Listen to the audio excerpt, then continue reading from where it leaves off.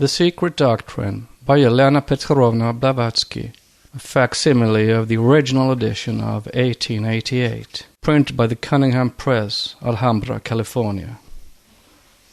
The book now continues with the Introductory. Gently to hear, kindly to judge. Shakespeare. Since the appearance of theosophical literature in England, it has been customary to call its teachings Esoteric Buddhism, and having become a habit, as an old proverb based on daily experience has it, quote, "Error runs down an inclined plane, while truth has to laboriously climb its way uphill," unquote. Old truths are often the wisest. The human mind can hardly remain entirely free from bias, and decisive opinions are often formed before a thorough examination of a subject from all its aspects has been made. This is said with reference to the prevailing double mistake A. of limiting theosophy to Buddhism, and B. of confounding the tenets of the religious philosophy preached by Gautama, the Buddha, with the doctrines broadly outlined in Esoteric Buddhism. Anything more erroneous than this could be hardly imagined. It has enabled our enemies to find an effective weapon against theosophy, because, as an eminent Pali scholar very pointedly expressed it, there was in the volume named, quote, "neither esotericism nor Buddhism," unquote. The esoteric truths presented in Mr. Sennett's work had ceased to be esoteric from the moment they were made public. Nor did it contain the religion of Buddha, but simply a few tenets from a hitherto hidden teaching, which are now supplemented by many more, enlarged and explained in the present volumes.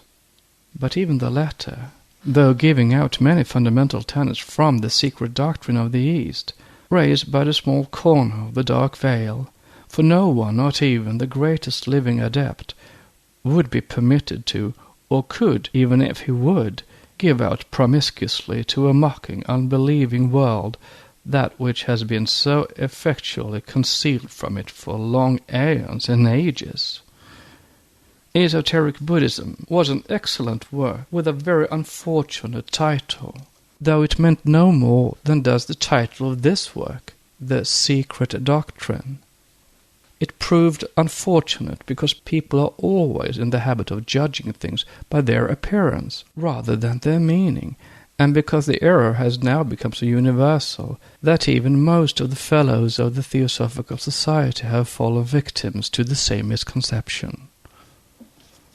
From the first, however, protests were raised by Brahmins and others against the title, and in justice to myself I must add that Esoteric Buddhism was presented to me as a completed volume, and that I was entirely unaware of the manner in which the author intended to spell the word Buddhism, Budh-ISM. This has to be laid directly at the door of those who, having been the first to bring the subject under public notice, neglected to point out the difference between Buddhism, the religious system of ethics preached by the Lord Gautama, and named after his title of Buddha, the Enlightened, and Buddha, wisdom or knowledge, vidya, the faculty of cognizing from the Sanskrit root bud, to know. We Theosophists of India are ourselves the real culprits, although at the time we did our best to correct the mistake. See Theosophist, June 1883. To avoid this deplorable misnomer was easy. The spelling of the word had only to be altered, and by common consent both pronounced and written Buddhism instead of Buddhism. Nor is the latter term correctly spelt and pronounced, as it ought to be called in English, Buddhism, and its votaries Buddhists. This explanation is absolutely necessary at the beginning of a work like this one. The wisdom religion is the inheritance of all the nations the world over, though the statement was made in Esoteric Buddhism preface to the original edition, that, quote, 2 years ago, that is 1883, neither I nor any other European living knew the alphabet of the science, here for the first time put into scientific shape, unquote, etc. This error must have crept in through inadvertence, for the present writer knew all that which is divulged in esoteric Buddhism, and much more, many years before it became her duty, in 1880, to impart a small portion of the secret doctrine to the European gentlemen, one of whom was the author of Esoteric Buddhism. And surely the present writer has the undoubted, though to her rather equivocal, privilege of being European by birth and education. Moreover, a considerable part of the philosophy expounded by Mr. Sinnett was taught in America, even before Isis Unveiled was published, to 2 Europeans and to my colleague, Colonel H.S. Olcott. Of the 3 teachers the latter gentleman has had, the first was a Hungarian initiate, the second an Egyptian, the third a Hindu. As permitted, Colonel Olcott has given out some of this teaching in various ways. If the other 2 have not, it has been simply because they were not allowed, their time for public work having not yet come. But for others it has, and the appearance of Mr. Sinnett's several interesting books is a visible proof of the fact. It is above everything important to keep in mind that no theosophical book acquires the least additional value from pretended authority. In etymology, Adi and Adi Buddha, the one or the first and supreme wisdom, is a term used by Aryasanga in his secret treatises, and now by all the mystic northern Buddhists. It is a Sanskrit term and an appellation given by the earliest Aryans to the unknown deity, the word Brahma not being found in the Vedas and the early works. It means the absolute wisdom, is translated the primeval uncreated cause of all by Fritz Edward Hall. Aeons of untold duration must have elapsed before the epithet of Buddha was so humanized, so to speak, as to allow the term being applied to mortals and finally appropriated to one whose unparalleled virtues and knowledge caused him to receive the title of the Buddha of Wisdom Unmoved. Bodha means the innate possession of divine intellect or, quote, understanding, unquote. Buddha, the acquirement of it by personal efforts and merit, while buddhi is the faculty of cognizing the channel through which divine knowledge reaches the ego, the discernment of good and evil, divine conscience also, and spiritual soul, which is the vehicle of Atma. When buddhi absorbs our egotism, destroys it, with all its vikaras, Avalokiteshvara becomes manifested to us, and nirvana or mukti is reached. Mukti being the same as nirvana, that is freedom from the trammels of maya or illusion. Bodhi is likewise the name of a particular state of trance condition called samadhi, during which the subject reaches the culmination of spiritual knowledge.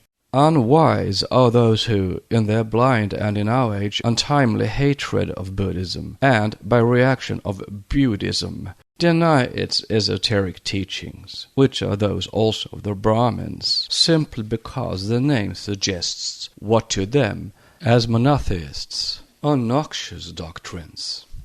Unwise is the correct term to use in their case, for the esoteric philosophy is alone calculated to withstand, in this age of crass and illogical materialism, the repeated attacks on all and everything man holds most dear and sacred in his inner spiritual life. The true philosopher, the student of the esoteric wisdom, entirely loses sight of personalities and special religions. Moreover, esoteric philosophy reconciles all religions, strips every one of its outward human garments, and shows the root of each to be identical with that of every other great religion. It proves the necessity of an absolute divine principle in nature, It denies deity no more than it does the sun.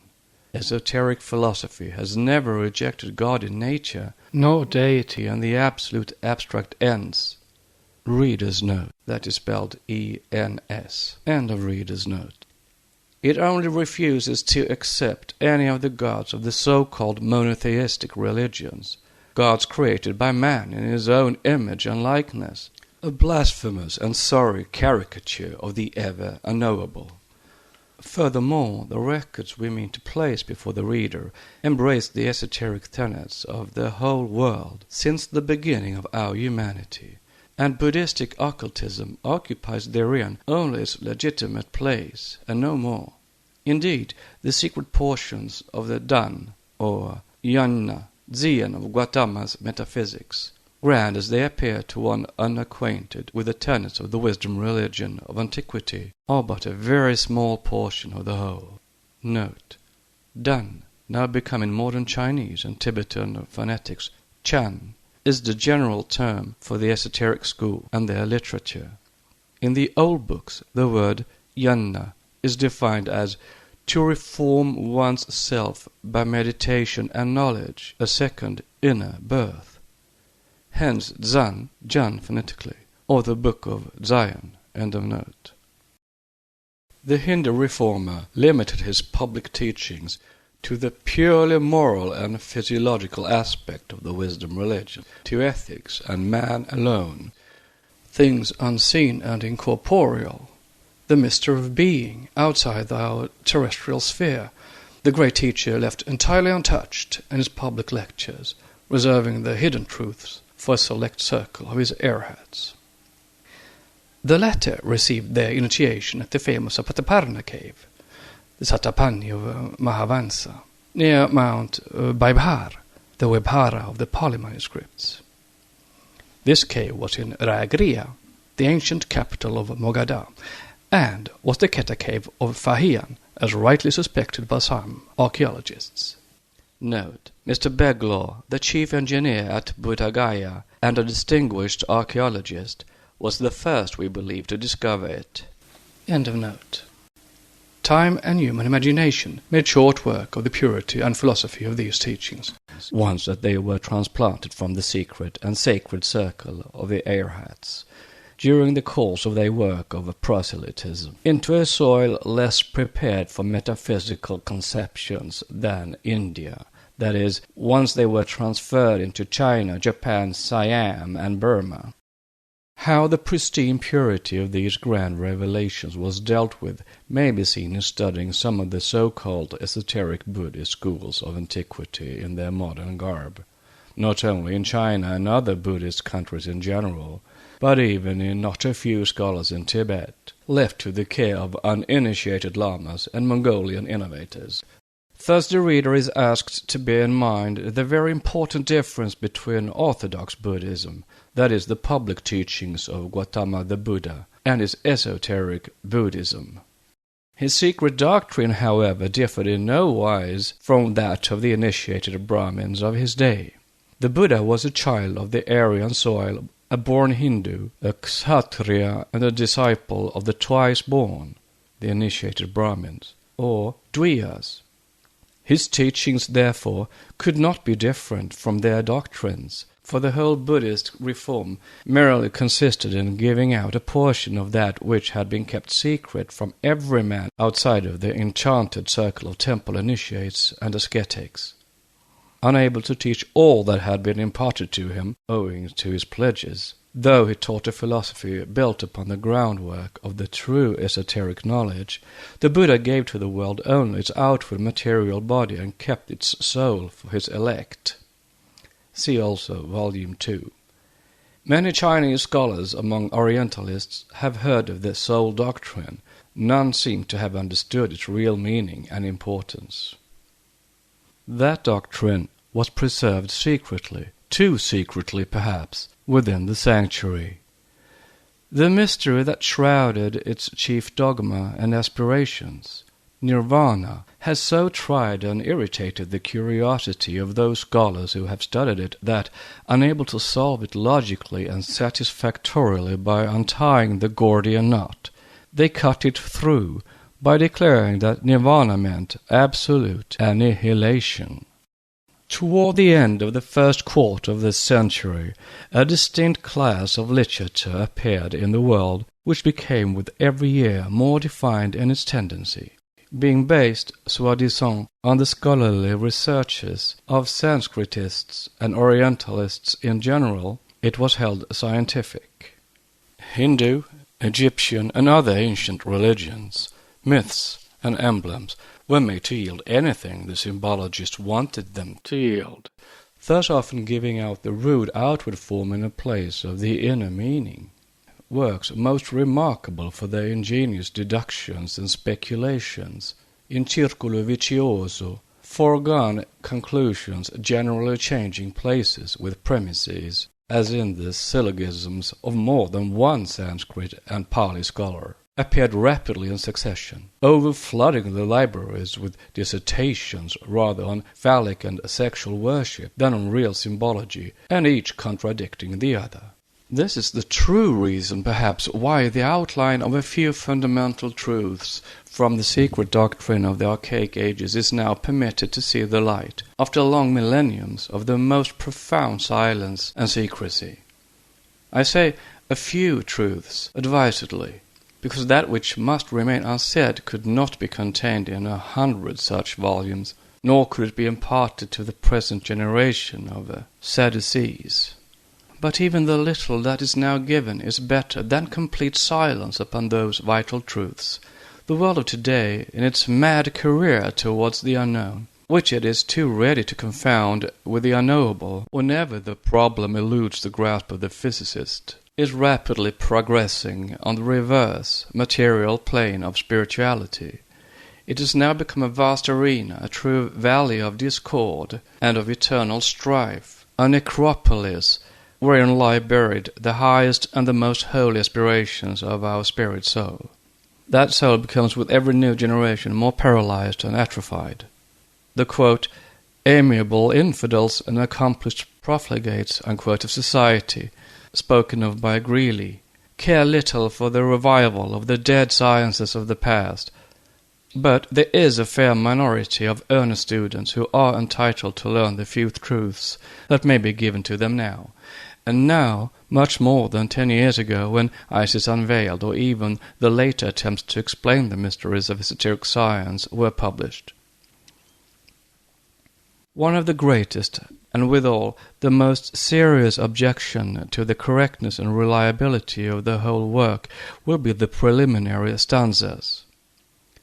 How can the statements contained in them be verified?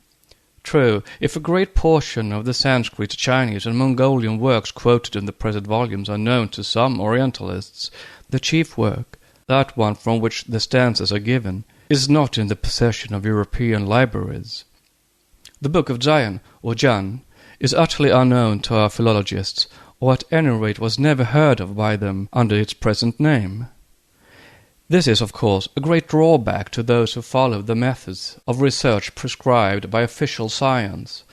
But to the students of occultism and to every genuine occultist, this will be of little moment. The main body of the doctrines given is found scattered throughout hundreds and thousands of Sanskrit manuscripts. Some already translated, disfigured in their interpretations as usual, others still awaiting their turn. Every scholar, therefore, has an opportunity of verifying the statements herein made, and of checking most of the quotations. A few new facts, new to the profane Orientalists only, and passages quoted from the commentaries will be found difficult to trace. Several of the teachings also have hitherto been transmitted orally, yet even those are in every instance hinted at in the almost countless volumes of Brahminical, Chinese, and Tibetan temple literature. However it may be, and whatsoever is in store for the writer through malevolent criticism, one fact is quite certain. The members of several esoteric schools, the seat of which is beyond the Himalayas, and whose ramifications may be found in China, Japan, India, Tibet, and even in Syria, besides South America, claim to have in their possession the sum total of sacred and philosophical works in manuscripts and type. All the works, in fact, that have ever been written, in whatever language or characters, since the art of writing began, from the ideographic hieroglyphs down to the alphabet of Cadmus and the Devanagari. It has been claimed in all ages that ever since the destruction of the Alexandrian library, see Isis Unveiled, Volume 2, page 27, every work of a character that might have led the profane to the ultimate discovery and comprehension of some of the mysteries of the secret science was, owing to the combined efforts of the members of the brotherhoods, diligently searched for. It is added, moreover, by those who know, that once found, save 3 copies left and stored safely away, such works were all destroyed.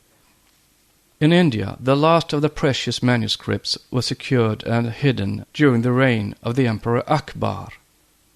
Note: Professor Max Müller shows that no bribes or threats of Akbar could extort from the Brahmans the original text of the Veda, and boasts that European Orientalists have it. Lecture on the Secret of Religion, page 23. Whether Europe has the complete text is very doubtful, and the future may have very disagreeable surprises in store for the Orientalists. End of note.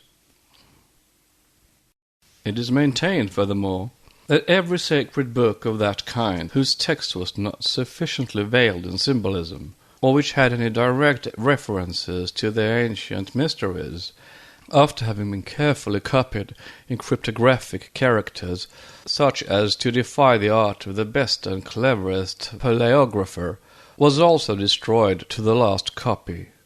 During Akbar's reign, some fanatical courtiers, displeased at the emperor's sinful prying into the religions of the infidels, themselves helped the Brahmins to conceal the manuscripts. Such was Badauni, who had an undisguised horror for Akbar's mania for idolatrous religions.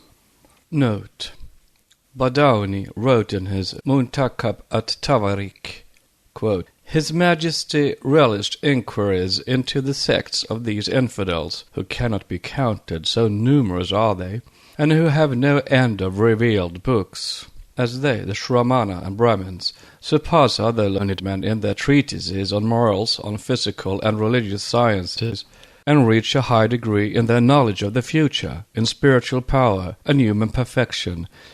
They brought proofs based on reason and testimony, and inculcated their doctrines so firmly that no man could now raise a doubt in His Majesty, even if mountains were to crumble to dust, or the heavens were to tear asunder." Unquote. This work was kept secret and was not published till the reign of Jahangir. Ain-i Akbari, translated by Dr. Blockman, page 104, end of note. Moreover, in all the large and wealthy lamaseries, there are subterranean crypts and cave libraries cut in the rock, whenever the Gompa and the Lakang are situated in the mountains. Beyond the western Sedam and the solitary passes of Kuen-Lun, there are several such hiding places. Note: Karakorum Mountains, western Tibet. Along the ridge of Altintoka, whose soil no European foot has ever trodden so far, there exists a certain hamlet lost in a deep gorge. It is a small cluster of houses, a hamlet rather than a monastery, with a poor-looking temple in it, with an old lama, a hermit, living nearby to watch it.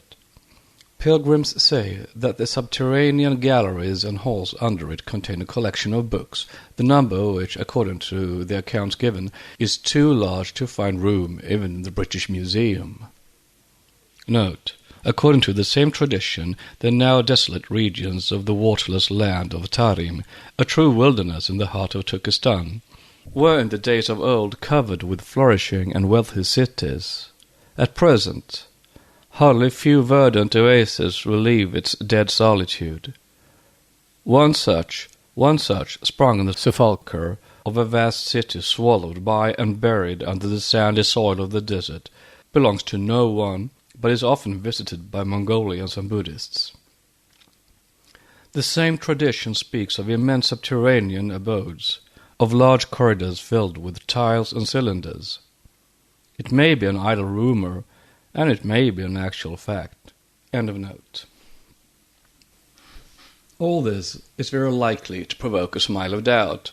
But then, before the reader rejects the truthfulness of the reports, let him pause and reflect over the following well-known facts. The collective researches of the Orientalists, and especially the labors of late years of the students of comparative philology and the science of religions, have led them to ascertain as follows. An immense, incalculable number of manuscripts, and even printed works known to have existed, are now to be found no more. They have disappeared without leaving the slightest trace behind them. Were they works of no importance, they might, in the natural course of time, have been left to perish, and their very names would have been obliterated from human memory. But it is not so, for, as now ascertained, most of them contain the true keys to works still extant, and entirely incomprehensible for the greater portion of their readers, without those additional volumes of commentaries and explanations. Such are, for instance, the works of Lao Tse, the predecessor of Confucius. Note, quote, if we turn to China, we find that the religion of Confucius is founded on the 5 king and the 4 Shu books, in themselves of considerable extent and surrounded by voluminous commentaries, without which even the most learned scholars would not venture to fathom the depth of their sacred canon. Unquote. Lectures on the Science of Religion, page 185, Max Müller. But they have not fathomed it, and this is the complaint of the Confucianists. As a very learned member of that body in Paris complained in 1881. End of note. He is said to have written 930 books on ethics and religions, and 70 on magic, 1,000 in all. His great work, however, the heart of his doctrine, the Tao Te Ching, or the sacred scriptures of the Tao Se, has in it, as Stanislas Julien shows, only about 5,000 words.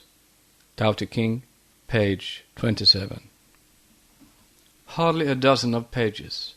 Yet Professor Max Müller finds that, quote, the text is unintelligible without commentaries, so that Mr. Julien had to consult more than 60 commentators for the purpose of his translation. Unquote. The earliest going back as far as the year 163 before Christ, not earlier as we see. During the 4 centuries and a half that preceded the earliest of the commentators, there was ample time to veil the true Lao Tse doctrine from all but his initiated priests. The Japanese, among whom are now to be found the most learned of the priests and followers of Lao Tse, simply laugh at the blunders and hypotheses of the European Chinese scholars. And tradition affirms that the commentaries to which our Western sinologists have access are not the real occult records, but international veils, and that the true commentaries, as well as almost all the texts, have long since disappeared from the eyes of the profane. If one turns to the ancient literature of the Semitic religions, to the Chaldean scriptures, the elder sister and instructress, if not the fountainhead of the Mosaic Bible, the basis and starting point of Christianity, what do the scholars find? To perpetuate the memory of the ancient religions of Babylon, to record the vast cycle of astronomical observations of the Chaldean Magi, to justify the tradition of their splendid and eminently occult literature, what now remains? Only a few fragments, said to be by Berosus. These, however, are almost valueless even as a clue to the character of what has disappeared, for they passed through the hands of his reverence the Bishop of Caesarea, that self-constituted censor and editor of the sacred records of other men's religions, and they doubtless bear to this day the mark of his eminently veracious and trustworthy hand. For what is the history of this treatise on the once grand religion of Babylon? Written in Greek by Berosus, a priest of the temple of Belus, for Alexander the Great, from the astronomical and chronological records preserved by the priest of that temple, and covering a period of 200,000 years, it is now lost. In the 1st century before Christ, Alexander Polyhistor made a series of extracts from it, also lost. Eusebius used these extracts in writing his Chronicon between 270 to 340 Anno Domini. The points of resemblance, almost of identity, between the Jews and the Chaldean scriptures made the latter most dangerous to Eusebius in his role of defender and champion of the new faith which had adopted the Jewish scriptures, and with them an absurd chronology. Note: found out and proven only now through the discoveries made by George Smith, vide his Chaldean account of Genesis, and which, thanks to this Armenian forger, have misled all the so-called civilized nations for over 1,500 years into accepting Jewish derivations for direct divine revelation. End of note. It is pretty certain that Eusebius did not spare the Egyptian synchronistic tables of Manetho, so much so that Bunsen charges him with mutilating history most unscrupulously. Note: Bunsen's Egypt's Place in History, Volume 1, page 200. End of note. And Socrates, a historian of the 5th century, and Syncellus, vice-patriarch of Constantinople, 8th century, both denounce him as the most daring and desperate forger. Is it likely, then, that he dealt more tenderly with the Chaldean records, which were already menacing the new religion so rashly accepted, so that, with the exception of these more than doubtful fragments, the entire Chaldean sacred literature has disappeared from the eyes of the profane as completely as the lost Atlantis? A few facts that were contained in the Berosian history are given in Part 2 of Volume 2, and may throw a great light on the true origin of the fallen angels, personified by Bel and the dragon. Turning now to the oldest Aryan literature, the Rig Veda, the student will find, following strictly in this the data furnished by the said Orientalists themselves, that, although the Rig Veda contains only about 10,500 verses, or 1,028 hymns, in spite of the Brahmanas and the mass of glosses and commentaries, it is not understood correctly to this day. Why is this so? Evidently because the Brahmanas, the scholastic and oldest treatises on the primitive hymns, themselves require a key which the Orientalists have failed to secure. What do the scholars say of Buddhist literature? Have they got it in its completeness? Assuredly not, notwithstanding the 325 volumes of the Kanjur and the Tanjur of the northern Buddhists, each volume, we are told, quote, weighing from 4 to 5 pounds, unquote. Nothing, in truth, is known of Lamaism. Yet, the sacred canon of the Southern Church is said to contain 29,368,000 letters in the Sadharma Alankara, or, exclusive of treatises and commentaries, quote, 5 or 6 times the amount of the matter contained in the Bible, unquote, the latter, in the words of Professor Max Müller, rejoicing only in 3,567,180 letters. Notwithstanding, then, these, quote, 325 volumes, unquote, in reality, Kanjur comprising 108 and Tanjur 225 volumes. Quote, the translators, instead of supplying us with the correct versions, have interwoven them with their own commentaries for the purpose of justifying the dogmas of their several schools. Unquote. Note: Buddhism in Tibet, page 78. Moreover, quote, according to a tradition preserved by the Buddhist schools, both of the south and of the north, the sacred Buddhist canon comprised originally 80,000 or 84,000 tracts, but most of them were lost, so that there remained but 6,000, unquote, the professor tells his audiences. Quote, lost, unquote, as usual for Europeans, but who can be quite sure that they are likewise lost for Buddhists and Brahmins? Considering the sacredness for the Buddhists of every line written upon Buddha and his good law, the loss of nearly 76,000 tracts does seem miraculous. Had it been vice versa, everyone acquainted with the natural course of events would subscribe to the statement that of these 76,000, 5,000 or 6,000 treatises might have been destroyed during the persecutions in and emigrations from India. But as it is well ascertained that Buddhist arhats began their religious exodus for the purpose of propagating the new faith beyond Kashmir and the Himalayas as early as the year 300 before our era, and reached China in the year 61 AD, when Kashyapa, at the invention of the Emperor Ming-Ti, went there to acquaint the, quote, Son of Heaven, unquote, with the tenets of Buddhism. It does seem strange to hear the Orientalists speaking of such a loss as though it were really possible.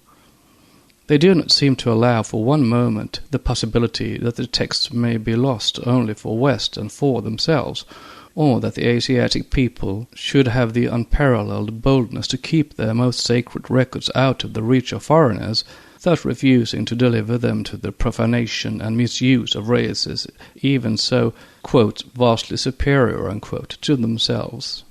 Notes.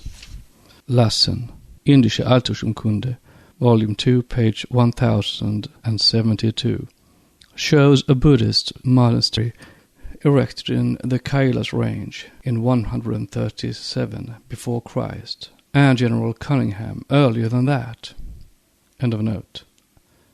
Note, Reverend T. Edkins, Chinese Buddhism. End of note.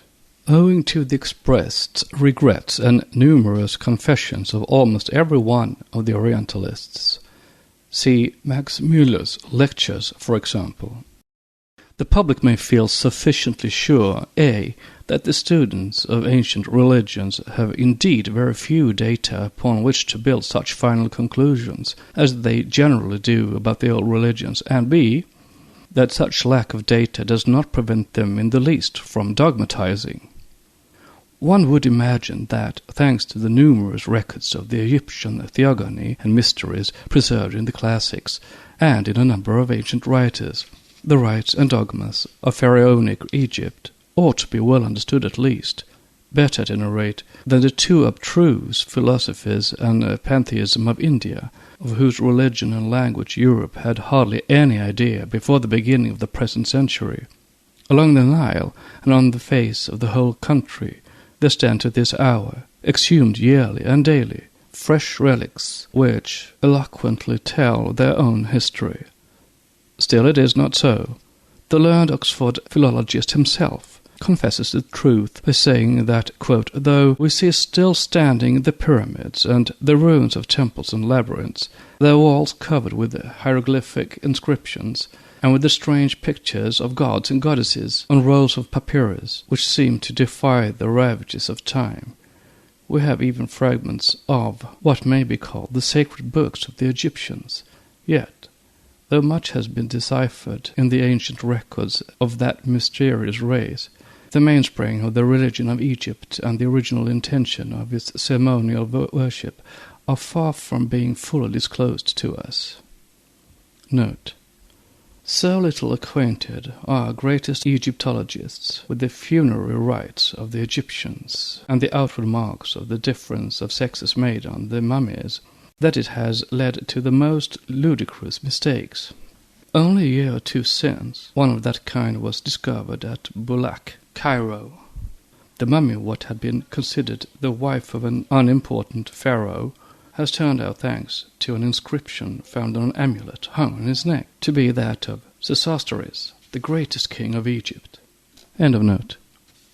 A, quote, scientific treatment, unquote, of a subject is no guarantee for its historical basis, and with such scarcity of data on hand, no philologist, even among the most eminent, is justified in giving out his own conclusions for historical facts. No doubt, the eminent Orientalist has proved thoroughly, to the world's satisfaction, that according to Grimm's law of phonetic rules, Odin and Buddha are two different personages, quite distinct from each other, and he has shown it scientifically. When, however, he takes the opportunity of saying in the same breath that Odin was worshipped as the supreme deity during a period long anterior to the age of the Veda and of Homer, unquote, Comparative Theology, page 318, he has not the slightest historical basis for it. He makes history and fact subservient to his own conclusions, which may be very, quote, scientific, unquote, in the sight of Oriental scholars, but yet very wide of the mark of actual truth.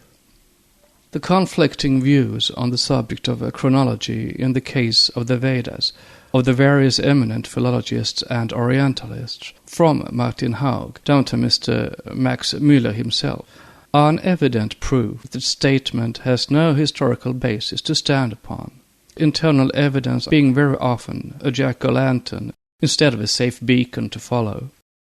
Nor has the science of modern comparative mythology any better proof to show that those learned writers who have instead for the last century or so that there must have been, quote, fragments of a primeval revelation granted to the ancestors of the whole race of mankind, preserved in the temples of Greece and Italy, unquote, were entirely wrong.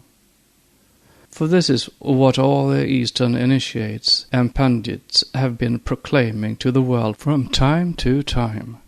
When a prominent Sinhalese priest assured the writer that it was well known that the most important Buddhist tracts belonging to the sacred canon were stored away in countries and places inaccessible to the European pundits, the late Swami Dayanand Saraswati, the greatest Sanskritist of his day in India, assured some members of the Theosophical Society of the same fact with regard to ancient Brahmanical works. When told that Professor Max Müller had declared to the audiences of his lectures that the theory, quote, that there was a primeval preternatural revelation granted to the fathers of the human race finds but few supporters at present, unquote, the holy and learned man laughed. His answer was suggestive. Quote, if Mr. Mox Müller, as he pronounced the name, were a Brahmin and came with me, I might take him to the Gupta cave, a secret crypt, near Okimat in the Himalayas, where he would soon find out that what crossed the Kalapani, the black waters of the ocean, from India to Europe, were only the bits of rejected copies of some passages from our sacred books. There was a primeval revelation, and it still exists, nor will it ever be lost to the world, but will reappear, though the Mlekach will of course have to wait, unquote. Questioned further on this point, he would say no more. This was at Meerut in 1880. No doubt the mystification played in the last century at Calcutta by the Brahmins upon Colonel Wilford and Sir William Jones was a cruel one. But it had been well deserved, and no one was more to be blamed in that affair than the missionaries and Colonel Wilford themselves.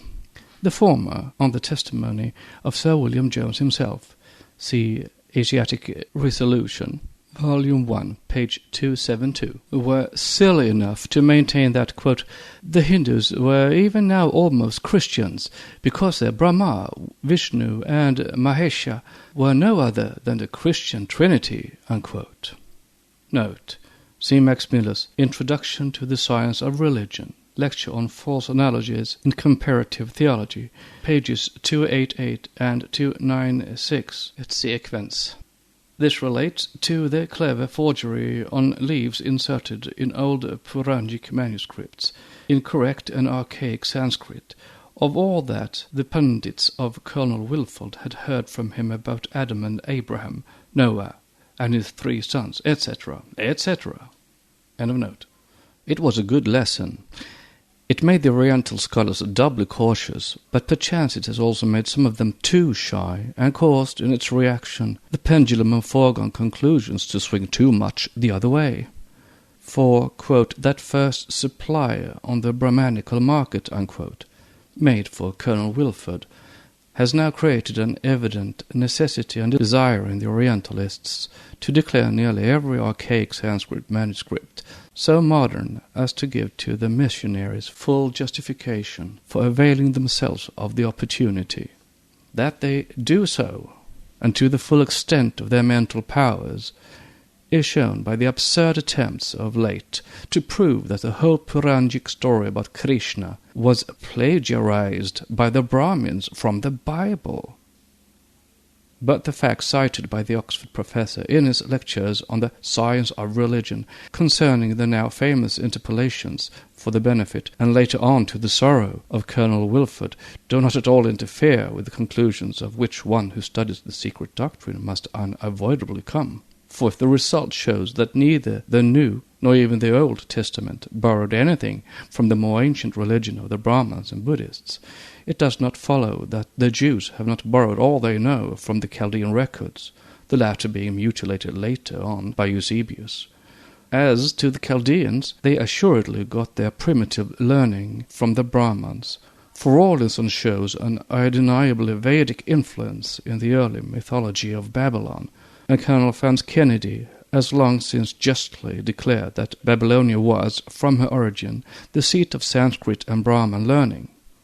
But all such proofs must lose their value in the presence of the latest theory worked out by Professor Max Müller. What it is, everyone knows. The code of phonetic laws has now become a universal solvent for every identification and, quote, connection, unquote, between the gods of many nations.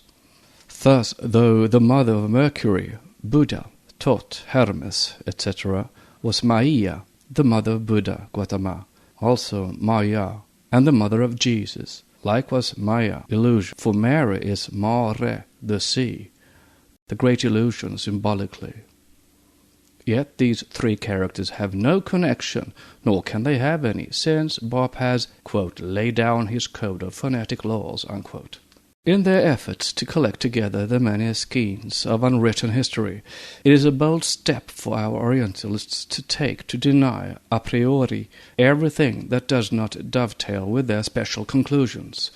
Thus, while new discoveries are daily made of great arts and sciences having existed far back in the night of time, even the knowledge of writing is refused to some of the most ancient nations, and they are credited with barbarism instead of culture. Yet the traces of an immense civilization, even in Central Asia, are still to be found. This civilization is undeniably prehistoric, and how can there be a civilization without literature in some form, without annals or chronicles? Common sense alone ought to supplement the broken links in the history of departed nations.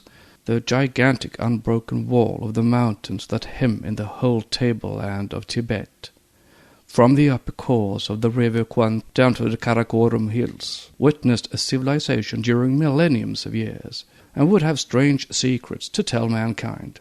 The eastern and central portions of those regions, the Nanskain and the Altinitaga, were once upon a time covered with cities that could well vie with Babylon.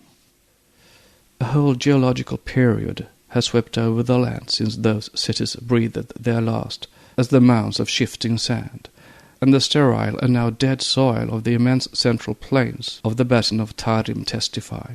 The borderlands alone are superficially known to the traveller. Within those tablelands of sand there is water, and fresh oases are found blooming there, wherein no European foot has ever yet ventured or trodden the now treacherous soil. Among these verdant oases there are some which are entirely inaccessible even to the native profane traveller. Hurricanes may, quote, tear up the sands and sweep whole plains away, unquote. they are powerless to destroy that which is beyond their reach.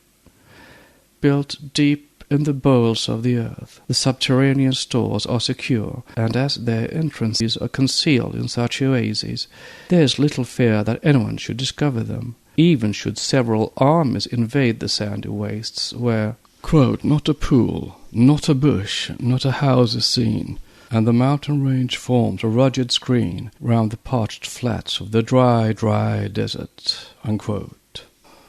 But there is no need to send the reader across the desert when the same proofs of ancient civilization are found even in comparatively populated regions of the same country.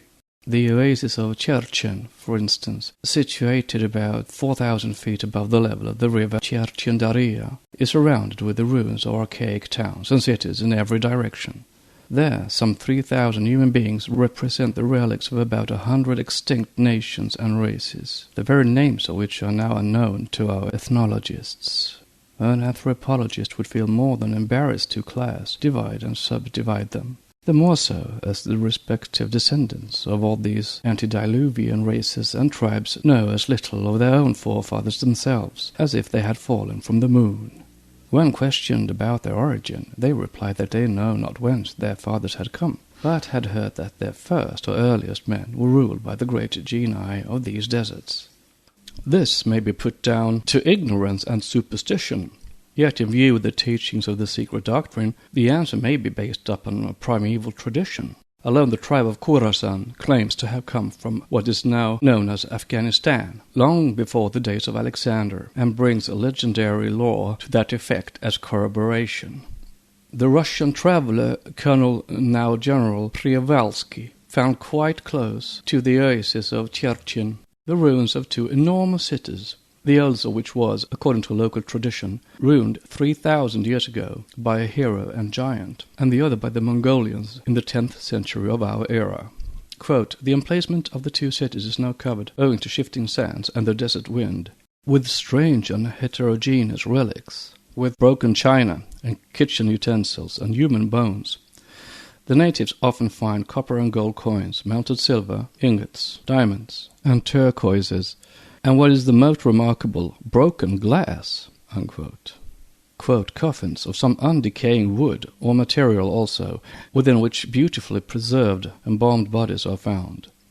The male mummies are all extremely tall, powerfully built men with long waving hair. A vault was found with 12 dead men sitting in it. Another time, in a separate coffin, a young girl was discovered by us. Her eyes were closed with golden discs, and the jaws held firm by a golden circlet running from under the chin across the top of the head. Clad in a narrow woolen garment, her bosom was covered with golden stars, the feet being left naked, unquote. From a lecture by N.M. Blavatsky. To this, the famous traveller adds that all along their way on the river Chechen, they heard legends about 23 towns buried ages ago by the shifting sands of the deserts. The same tradition exists on the Lob Nor and in the oasis of Keria.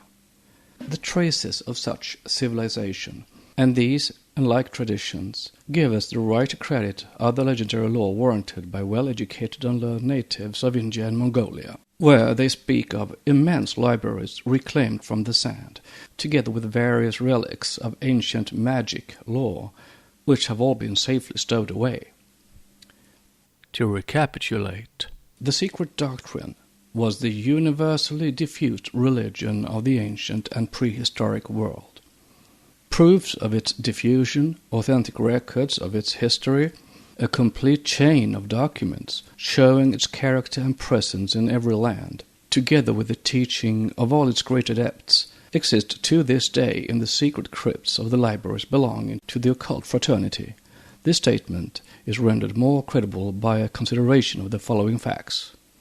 The tradition of the thousands of ancient parchments saved when the Alexandrian library was destroyed, the thousands of Sanskrit works which disappeared in India in the reign of Akbar, the universal tradition in China and Japan that the true old texts, with the commentaries, which alone make them comprehensible, amounting to many thousands of volumes, having long passed out of the reach of profane hands, the disappearance of the vast sacred and occult literature of Babylon, the loss of those keys which alone could solve the 1,000 riddles of the Egyptian hieroglyphic records, the tradition in India that the real secret commentaries which alone make the Veda intelligible, though no longer visible to profane eyes, still remain for the initiate, hidden in secret caves and crypts, and an identical belief among the Buddhists with regard to their secret books.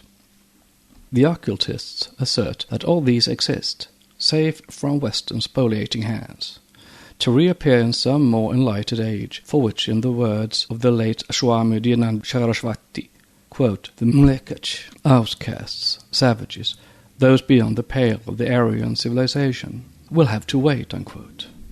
For it is not the fault of the initiates that these documents are now, quote, lost, unquote, to the profane, nor was their policy dictated by selfishness or any desire to monopolize the life-giving sacred law. There were portions of the secret science that for incalculable ages had to remain concealed from the profane gaze, but this was because to impart to the unprepared multitude secrets of such tremendous importance was equivalent to giving a child a lighted candle in a powder magazine. The answer to a question which has frequently arisen in the minds of students when meeting with statesmen such as this may be outlined here. We can understand, they say, the necessity for concealing from the herd such secrets as the vril, that's Vril, or the rock-destroying force, discovered by J.W. Keeley of Philadelphia. But we cannot understand how any danger could arise from the revelation of such a purely philosophic doctrine as, for example, the evolution of the planetary chains. The danger was this. Doctrines such as the planetary chain or the 7 races at once give a clue to the sevenfold nature of man, for each principle is correlated to a plane, a planet, and a race, and the human principles are, on every plane, correlated to sevenfold occult forces, those of the higher planes being of tremendous power, so that any septenary division at once gives a clue to tremendous occult powers, the abuse of which would cause incalculable evil to humanity. A clue which is, perhaps, no clue to the present generation, especially the Westerns, protected as they are by their very blindness and ignorant materialistic disbelief in the occult, but a clue which would, nevertheless, have been very real in the early centuries of the Christian era to people fully convinced of the reality of occultism and entering a cycle of degradation which made them rife for abuse of occult powers and sorcery of the worst description. The documents were concealed, it is true, but the knowledge itself and its actual existence had never been made a secret by the hierophants of the temple, wherein mysteries have ever been made a discipline and stimulus to virtue. This is very old news, and was repeatedly made known by the great adepts, from Pythagoras and Plato down to the Neoplatonists. It was the new religion of the Nazarenes that wrought a change for the worse in the policy of centuries. Moreover, there is a well-known fact, a very curious one, corroborated to the writer by a reverend gentleman attached for years to a Russian embassy, namely, that there are several documents in the St. Petersburg imperial libraries to show that, even so late as during the days when freemasonry and secret societies of mystics flourished unimpeded in Russia, that is, at the end of the last and the beginning of the present century, more than one Russian mystic traveled to Tibet via the Ural Mountains in search of knowledge and initiation in the unknown crypts of Central Asia, and more than one returned years later with a rich store of such information as could never have been given him anywhere in Europe. Several cases could be cited and well-known names brought forward, but for the fact that such publicity might annoy the surviving relatives of the said late initiates. Let anyone look over the annals and history of Freemasonry in the archives of the Russian metropolis, and he will assure himself of the fact stated. This is a corroboration of that which has been stated many times before, and, unfortunately, too indiscreetly.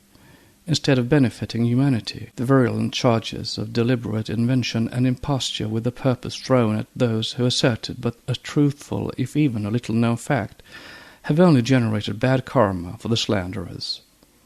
But now the mischief is done, and truth should no longer be denied, whatever the consequences. Is it a new religion, we are asked?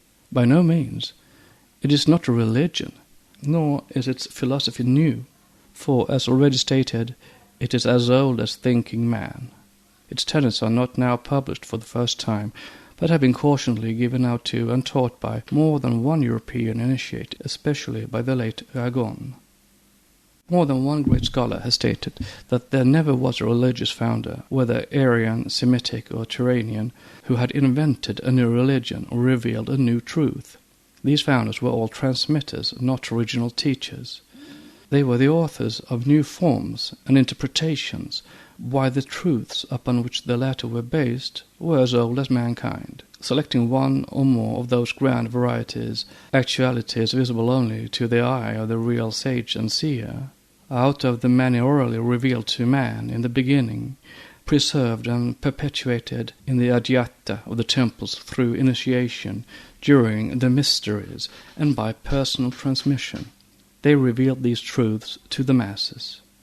Thus every nation received in its turn some of the said truths, under the veil of its own local and special symbolism, which, as time went on, developed into a more or less philosophical cultus, a pantheon in mythical disguise. Therefore is Confucius, a very ancient legislator in historical chronology, though a very modern sage in the world's history, shown by Dr. Legge, who calls him, quote, emphatically a transmitter, not a maker, unquote, as saying, I only hand on, I cannot create new things, I believe in the ancients, and therefore I love them, unquote. Quoted in The Science of Religions by Max Müller. See Lunju, paragraph 1a. Schott, Chinesische Literatur, page 7. And Max Müller's Life of Confucius, page 96. End of note.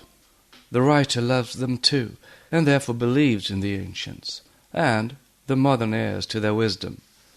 And believing in both, she now transmits that which she has received and learnt herself to all those who will accept it.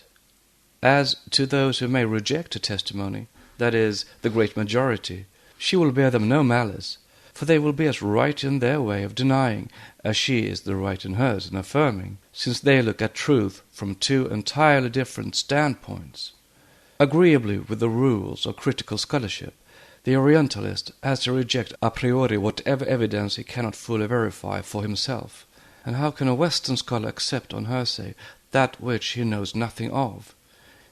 Indeed, that which is given in these volumes is selected from oral as much as from written teachings. The first installment of the Esoteric Doctrines is based upon stanzas, which are the records of a people unknown to ethnology.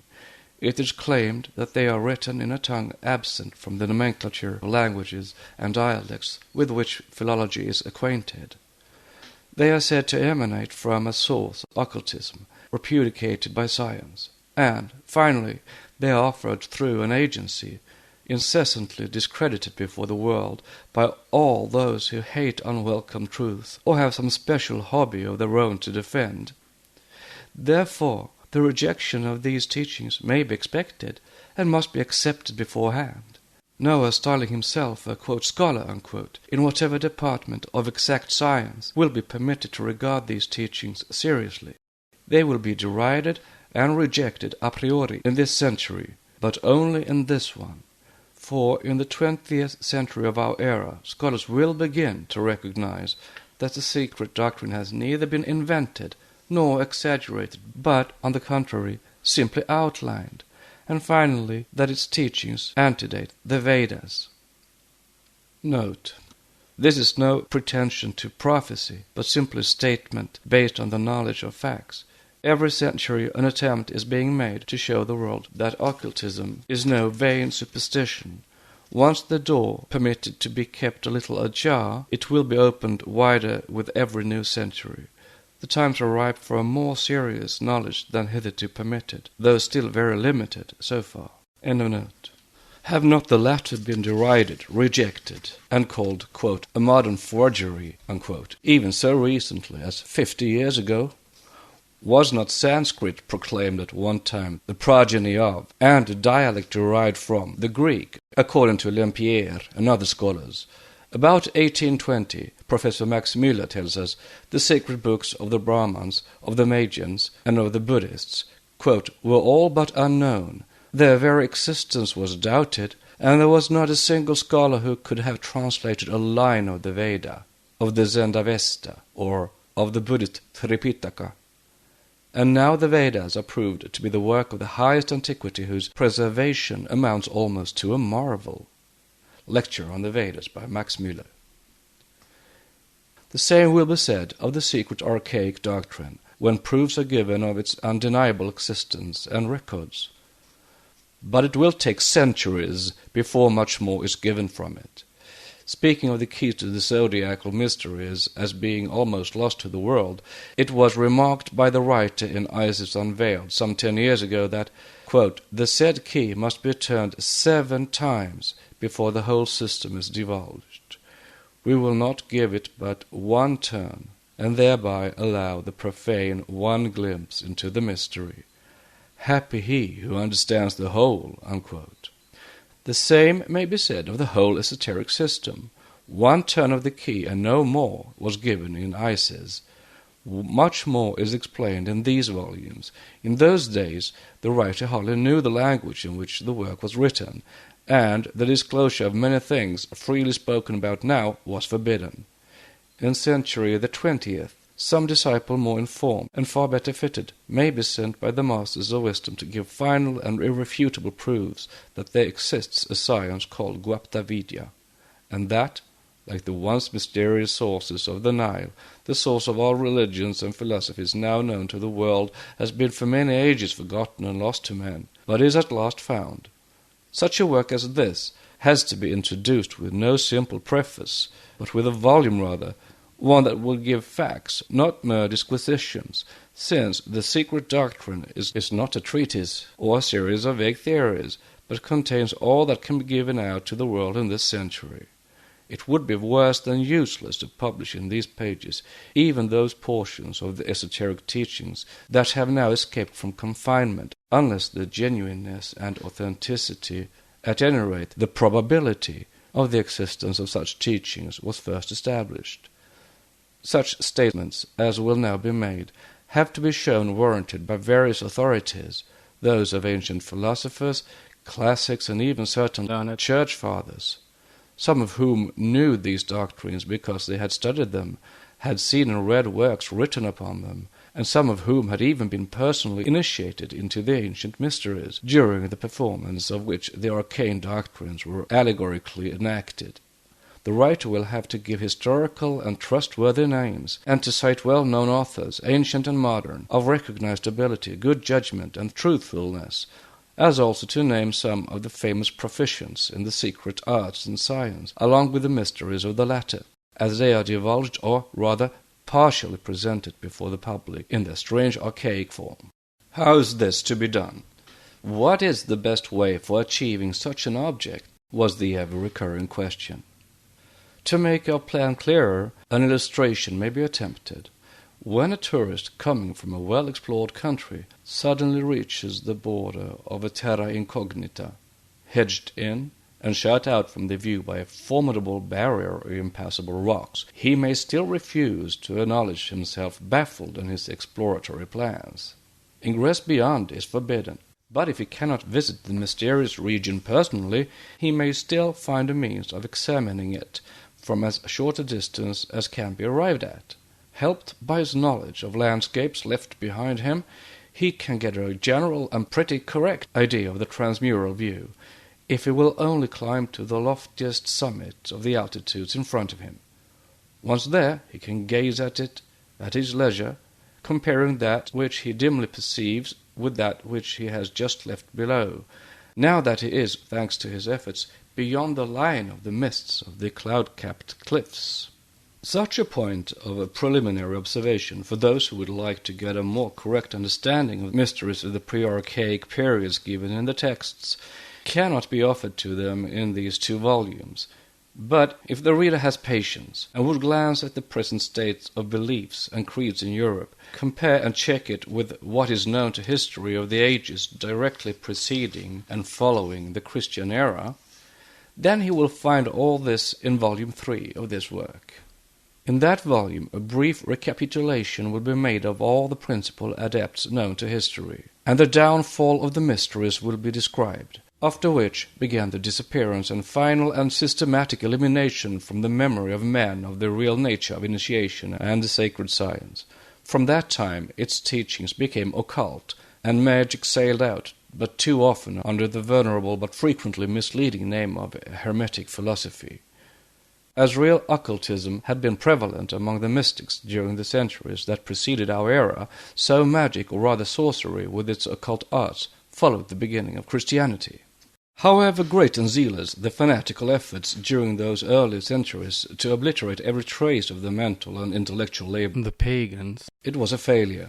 But the same spirit of the dark demon of bigotry and intolerance has perverted systematically and ever since every bright page written in the pre-Christian periods.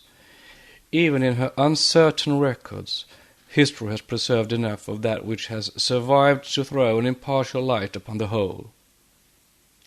Let then the reader tarry a little with the writer on the spot of observation selected. He is asked to give all his attention to that millennium which divided the pre-Christian and the post-Christian periods by the year 1 of the Nativity. This event, whether historically correct or not, has nevertheless been made to serve as a first signal for the erection of manifold bulwarks against any possible return of, or even a glimpse into, the hated religions of the past, hated and dreaded, because throwing such a vivid light on the new and intentionally veiled interpretation of what is now known as the, quote, new dispensation, unquote. However superhuman the efforts of the early Christian fathers to obliterate the secret doctrine from the very memory of man, they all failed. Truth can never be killed, hence the failure to sweep away entirely from the face of the earth every vestige, and to shackle and gag every witness who testified to it. Let one only think of the thousands and perhaps millions of manuscripts burnt, of monuments with their too indiscreet inscriptions and pictorial symbols pulverized to dust, of the bands of early hermits and ascetics roaming about among the ruined cities of Upper and Lower Egypt, in desert and mountain, valleys and highlands, seeking for and eager to destroy every obelisk and pillar, scroll or parchment they could lay their hands on, if it only bore the symbol of the Tao, or any other sign borrowed and appropriated by the new faith, and he will then see plainly how it is that so little has remained of the records of the past. Verily, the fiendish spirits of fanaticism, of early and medieval Christianity and of Islam, have from the first loved to dwell in darkness and ignorance, and both have made, quote, the sun like blood, the earth a tomb, the tomb a hell, and hell itself a murkier gloom. Unquote. Both creeds have won their proselytes at the point of the sword, of heaven-kissing hecatombs of human victims. Over the gateway of century first of our era, the ominous words, quote, the karma of Israel, unquote, fatally glowed. Over the portals of our own, the future seer may discern other words that will point to the karma for cunningly made-up history, for events purposely perverted, and for great characters slandered by posterity, mangled out of recognition, between the two cars of Jagannatha, bigotry and materialism, one accepting too much, the other denying all. Wise is he who holds to the golden midpoint, who believes in the eternal justice of things. Says Fagadivan, the, quote, witness to the wonderful speeches of a freethinker who belongs to 1,000 sects, unquote. And, quote, in the assembly of the day of resurrection, when past things shall be forgiven, the sins of the Kaaba will be forgiven for the sake of the dust of Christian churches, unquote. To this, Professor Max Müller replies, the sins of Islam are as worthless as the dust of Christianity. On the day of resurrection, both Mohammedans and Christians will see the vanity of their religious doctrines. Men fight about religion on earth. In heaven they shall find out that there is only one true religion, the worship of God's Spirit. Unquote. Note, Lectures on the Science of Religion by F. Max Müller, page 257. In other words, quote, there is no religion or law higher than truth, unquote. Quote, Satyat Nasti Parodharma, unquote, the motto of the Maharaja of Benares, adopted by the Theosophical Society. As already said in the preface, the secret doctrine is not a version of Isis Unveiled as originally intended. It is a volume explanatory of it rather, and, though entirely independent of the earlier work, an indispensable corollary to it. Much of what was in Isis could hardly be understood by theosophists in those days. The secret doctrine will now throw light on many a problem left unsolved in the first work, especially on the opening pages which have never been understood. Concerned simply with the philosophies within our historical times and the respective symbolism of the fallen nations, only a hurried glance could be thrown at the panorama of occultism in the 2 volumes of Isis. In the present work, detailed cosmogony and the evolution of the 4 races that preceded our 5th race, humanity, are given, and now 2 large volumes explain that which was stated on the first page of Isis Unveiled alone, and in a few allusions scattered hither and thither throughout that work. Nor could the vast catalogue of the archaic sciences be attempted in the present volumes, before we have disposed of such tremendous problems as cosmic and planetary evolution, and the gradual development of the mysterious humanities and races that preceded our Adamic humanity. Reader's note: Adamic meaning the race of Adam, and reader's note. Therefore, the present attempt to elucidate some mysteries of the esoteric philosophy has, in truth, nothing to do with the earlier work. As an instance, the writer must be allowed to illustrate what is said. Volume 1 of Isis begins with a reference to, quote, an old book, unquote. Quote, so very old that our modern antiquarians might ponder over its pages an indefinite time, and still not quite agree as to the nature of the fabric upon which it is written. It is the only original copy now in existence. The most ancient Hebrew document on occult learning, Sifra Zenyuta, was compiled from it, and that at a time when the former was already considered in the light of a literary relic. One of its illustrations represents the divine essence emanating from Adam.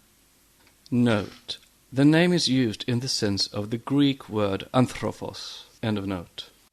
Like a luminous arc proceeding to form a circle, and then, having attained the highest point of its circumference, the ineffable glory bends back again and returns to earth, bringing a high type of humanity in its vortex. As it approaches nearer and nearer to our planet, the emanation becomes more and more shadowy, until upon touching the ground it is as black as night, unquote. The, quote, very old book, unquote, is the original work from which the many volumes of QT were compiled.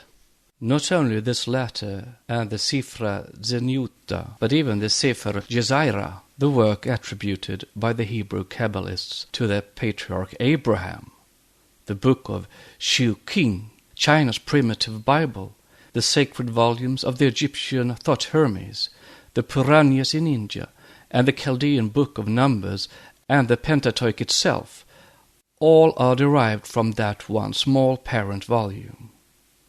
Rabbi Jeshua ben Kanania, who died about Anno Domini 72, openly declared that he had performed, quote, miracles, unquote, by means of the book of Sefer Jezaire, and challenged every skeptic. Frank, quoting from the Babylonian Talmud, names 2 other thaumaturgists, Rabbis Kanina and Oshoy. See Jerusalem Talmud, Sanhedrin, chapter 7, etc., and Frank, pages 55 and 56. Many of the medieval occultists, alchemists, and Kabbalists claim the same, and even the late modern Magus, Eliphas Levi, publicly asserts it in print in his books on magic. End of note. Tradition says that it was taken down in Zenzar, the secret sacerdotal tongue, from the words of the divine beings who dictated it to the sons of light in Central Asia at the very beginning of the 5th, our race. For there was a time when its language, the Zenzar, was known to the initiates of every nation, when the forefathers of the Toltec understood it as easily as the inhabitants of the lost Atlantis who inherited it in their turn from the sages of the third race, the Manushis, who learnt it direct from the Devas of the second and first races. The illustration spoken of in Isis relates to the evolution of these races and of our fourth and fifth race, humanity, in the Vaivasvata Manvantara, or round, each round being composed of the yugas of the 7 periods of humanity, 4 of which are now past in our life cycle, the middle point of the 5th being nearly reached. The illustration is symbolical, as everyone can well understand, and covers the ground from the beginning. The old book, having described cosmic evolution and explained the origin of everything on earth, including physical man, after giving the true history of the races from the first down to the 5th, our race, goes no further. It stops short at the beginning of the Kali Yuga, just 4,989 years ago, at the death of Krishna, the bright sun god, the once living hero and reformer. Reader's note. The said year, 4,989 years ago, is to be understood in the reference of the year in which this book was published, that is, in 1888, and a reader's note. But there exists another book. None of its possessors regard it as very ancient, as it was born with, and is only as old as the Black Age, namely about 5,000 years. In about 9 years hence, the first cycle of the first 5 millenniums, that began with the great cycle of the Kali Yuga, will end. Reader's note. Around the year of 1897. End of reader's note. And then the last prophecy contained in that book, the first volume of the prophetic record for the Black Age, will be accomplished. We have not long to wait, and many of us will witness the dawn of the new cycle, at the end of which not a few accounts will be settled and squared between the races. Volume 2 of the prophecies is nearly ready, having been in preparation since the time of Buddha's grand successor, Sankaracharya. One more important point must be noticed, one that stands foremost in the series of proofs given of the existence of one primeval universal wisdom, at any rate for the Christian Kabbalists and students. The teachings were, at least, partially known to several of the fathers of the Church. It is maintained, on purely historical grounds, that Origen, Synesius, and even Clemens Alexandrinus had been themselves initiated into the mysteries before adding to the Neoplatonism of the Alexandrian school, that of the Gnostics, under the Christian veil. More than this, some of the doctrines of the secret schools, though by no means all, were preserved in the Vatican and have since become part and parcel of the mysteries, in the shape of disfigured additions made to the original Christian program by the Latin Church. Such is the now materialized dogma of the Immaculate Conception. This accounts for the great persecutions set on foot by the Roman Catholic Church against occultism, Masonry, and heterodox mysticism generally. The days of Constantine were the last turning point in history, the period of the supreme struggle that ended in the Western world throttling the old religions in favor of the new one, built on their bodies. From thence, the vista into the far distant past, beyond the, quote, deluge, unquote, and the Garden of Eden, began to be forcibly and relentlessly closed by every fair and unfair means against the indiscreet gaze of posterity. Every issue was blocked up, every record that hands could be laid upon destroyed. Yet there remains enough, even among such mutilated records, to warrant us in saying that there is in them every possible evidence of the actual existence of apparent doctrine. Fragments have survived geological and political cataclysms to tell the story, and every survival shows evidence that the now secret wisdom was once the one fountainhead, the ever-flowing perennial source at which were fed all its streamlets, the later religions of all nations, from the first down to the last. This period, beginning with Buddha and Pythagoras at the one end and the Neoplatonists and the Gnostics at the other, is the only focus left in history wherein coverage for the last time the bright rays of light streaming from the aeons of time gone by, unobscured by the hands of bigotry and fanatism. This accounts for the necessity under which the right has labored to be ever explaining the facts given from the various past by evidence gathered from the historical period. no other means was at hand, at the risk even of being once more charged with a lack of method and system. The public must be made acquainted with the efforts of many world adepts, of initiated poets, writers, and classics of every age, to preserve in the records of humanity the knowledge of existence, at least, of such a philosophy, if not actually of its tenets. The initiates of 1888 would indeed remain incomprehensible and ever a seemingly impossible myth, were not like initiates shown to have lived in every other age of history. This could be done only by naming chapter and verse where may be found mention of these great characters who were preceded and followed by a long and interminable line of other famous antediluvian and postdiluvian masters in the arts. Thus only could be shown, on semi-traditional and semi-historical authority, that knowledge of the occult and the powers it confers on man are not altogether fictions, but that they are as old as the world itself.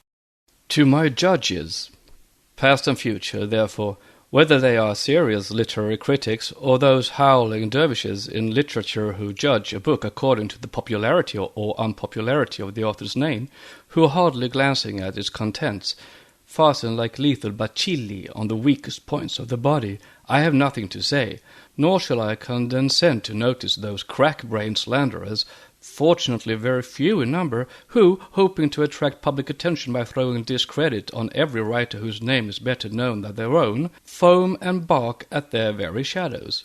These, having first maintained for years that the doctrines taught in the Theosophist, and which culminated in Esoteric Buddhism, had been all invented by the present writer, have finally turned round, and denounced Isis Unveiled and the rest as a plagiarism from Eliphas Levi, Paracelsus, and Mirabile Dictu, Buddhism and Brahmanism.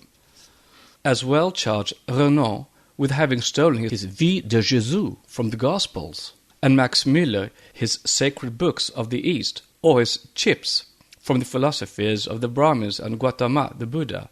But to the public in general and the readers of the Secret Doctrine I may repeat what I have stated all along, and which I now clothe in the words of Montaigne. Gentlemen, quote, I have here made only a nosegay of culled flowers, and have brought nothing of my own but the string that ties them, unquote. Pull the string to pieces, and cut it up in shreds, if you will. As for the nosegay of facts, you will never be able to make away with these. You can only ignore them, and no more. We may close with a parting word concerning this Volume 1. In an introduction prefacing a part dealing chiefly with cosmogony, certain subjects brought forward might be deemed out of place, but one more consideration added to those already given have led me to touch upon them. Every reader will inevitably judge the statements made from the standpoint of his own knowledge, experience, and consciousness, based on what he has already learned.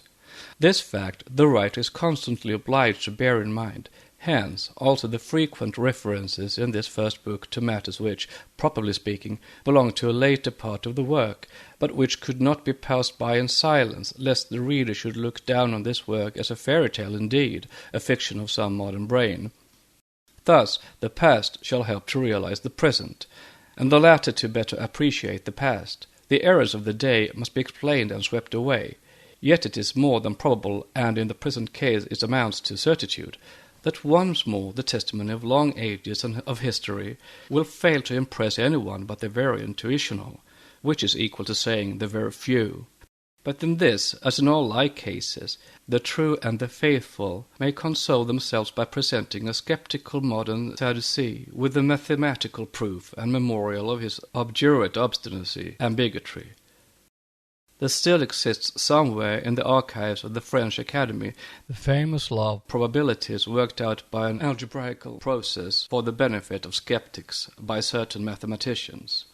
It runs thus: if two persons give their evidence to a fact, and thus impart it to each of them 5 divided by 6 of certitude, that fact will have then 35 divided by 36 of certitude. That is, its probability will bear on its improbability the ratio 35:1. If 3 such evidences are joined together, the certitude will become 215 divided by 216. The agreement of 10 persons giving each 1/2 of certitude will produce 1023 divided by 1024, etc., etc. The occultist may remain satisfied and care for no more. The secret doctrine continues with the proem.